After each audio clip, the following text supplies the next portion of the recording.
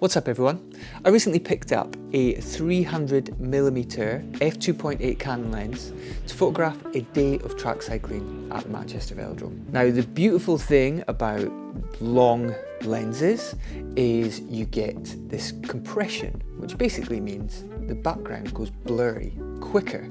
It really separates your subject from the background. And obviously I wanted to get that nice compression down the track as we shoot the riders coming around the corner. But what I really wanted to see with this lens was, how difficult would it be to really get close to the riders and almost get into the headspace of an elite athlete, separate them from all the noise, all the distractions that are going on in the arena, all the other riders around them, whilst they race for hopefully a national championship or points in the national series. At first I shot those typical but beautiful sports images that you might expect, the long shots of the athlete with the compression and the background all blurred out, and it actually made for some beautiful images. I'm really pleased with how it turned out. What I knew but didn't quite realise the power of was cycling kit is very bright, it's very colourful, there's lots of patterns, and against the velodrome, especially the banking where the boards of the velodrome are quite a dull yellow, like beigey colour. The riders and the kit and the bikes, they all just pop beautifully. And when you get that compression, I'm probably going to say compression a lot in this video, you know, where I was on the inside of the track shooting straight down and you get a rider coming around the corner, it made for some really great images that I'm really pleased with, especially as they got a bit closer to the camera and the crop is super tight and you can see the effort that they're putting in. You know, I did go to the velodrome with a little bit of a agenda, I guess you could call it, with images in mind. I wanted to create those intimate moments, but that doesn't mean not to shoot all the stuff that you might think is obvious. So, you know, you might turn up with a specific lens or a specific idea in mind, and the temptation is just to go tunnel vision.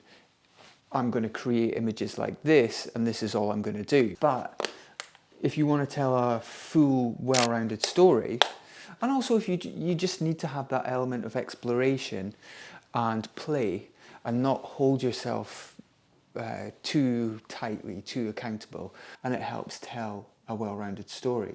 I did also shoot some stuff, I don't think I shot on the 24mm, but I shot on the 50mm, just as riders were coming by. Shot some nice panning, blurry shots. The blurry thing is not really my thing. I do love those sort of blurry sports images, which seem to be all the rage right now. But I'm trying to find my way and stand true in my story as a photographer, my intentions as a photographer, and what it is I'm trying to tell as a photographer. And I find if I dip in and out of trends, then I'm going to lose my way, or I do lose my way, and I get sidetracked. And I might get sidetracked for a year shooting blurry images or fashion images or a different theme or a different style. And then after that, you feel a bit lost and you have to come back and re-find yourself.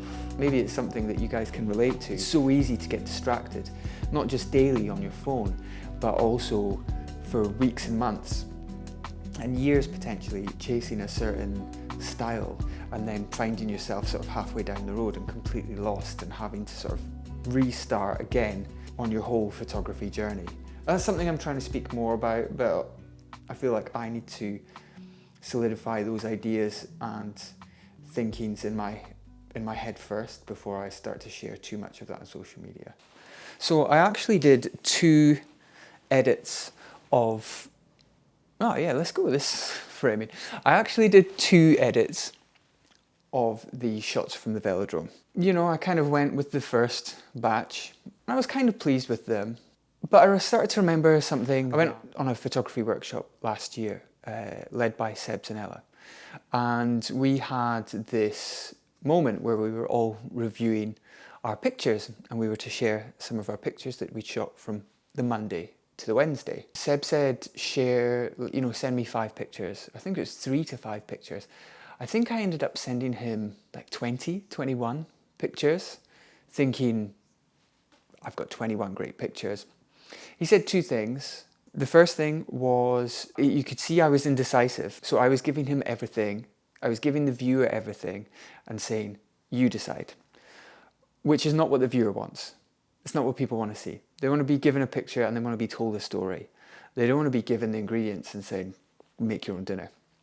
And secondly, it was to be more brave. With that in mind, I took some time, I let the images sort of breathe for a week or 2, and I went back to it, and I was more daring in my grading, and I was more daring in my crops, and I was more daring in my composition and how I treated the images. And with that, I think I got some amazing, I'm so happy with how the images turned out, particularly with the 300mm, and how I was able to get these really intimate moments during such a hectic race like the Madison, which is where you race around with your partner and you sling each other by the arm to get as many laps as possible as a pairing. And I managed to, it took a bit of perseverance and it took a bit of work with getting the timing right, but I managed to get some images where I'm either right in the face of the rider,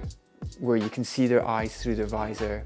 There's one particular portrait, or it's almost a portrait, where you can see the eyes of the rider through their glasses. And there's another couple where I've used the lens's compression, where we have one rider almost directly in front of the frame, and you can see the other riders that I'm focused on further down the track slinging each other around, and you're getting the real sort of grunt and effort and determination from the riders, but it gives you almost a sense of what they're going through, an insight, a miniature look into personally what the rider is dealing with in amongst all this chaos. Just so delighted with how they turned out.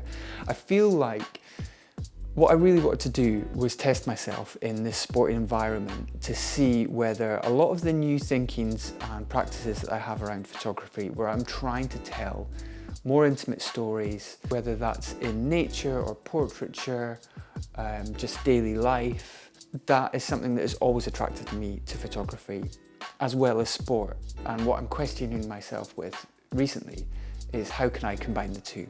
So going along to the track and managing to create these moments was such a huge sort of moral victory for me. And I'm so excited to see what that brings for the future and what that brings for the rest of the year. And although in the last 6 months since our little one arrived, I've had a few little moments like that where I photographed something, even as mundane as when we went up to the wind turbines and shot some stuff there. Something so bland and boring, but I feel like I managed to tell a similar type of story in the hills taking pictures of wind farms as I did at the Velodrome, at the National Cycling Centre, taking pictures of riders hurtling around a velodrome.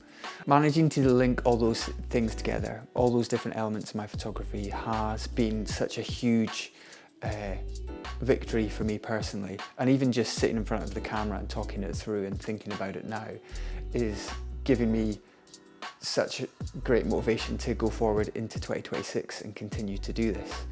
And I'm really glad I persevered with this video, because I started and stopped it a bunch of times and I just thought, just not today, I'm just not feeling it.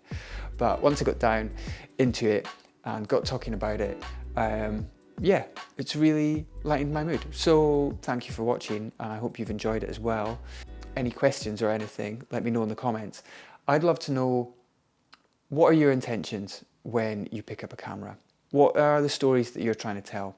And how can they travel across any genre, any medium that you are photographing? How can you take a picture of a still life and also take a picture of a person and tell the same story and have that thread running through your work, all your work?